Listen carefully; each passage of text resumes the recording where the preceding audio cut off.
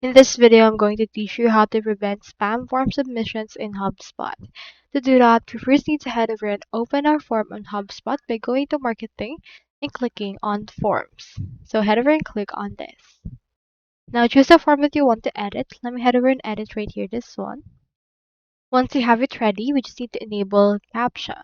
On the Options tab, you can find it directly from there. Click onto this gear icon, which is our settings. Then in here, you can just scroll down and then locate their CAPTCHA. Head over to the submission settings as well. And you can see right here the submission settings directly ready for this case. Now, what you need next is to click on this plus icon and you need to add a hidden form field. So for example, let's add right here a form field. On this case, a street address. Once you have added the form field, click onto this gear icon or this pencil icon to edit the actual field. Scroll down and make sure to enable right here that hidden field.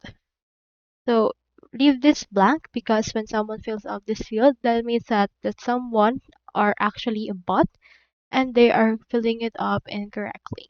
Once you're done, head over and review the update that you have made.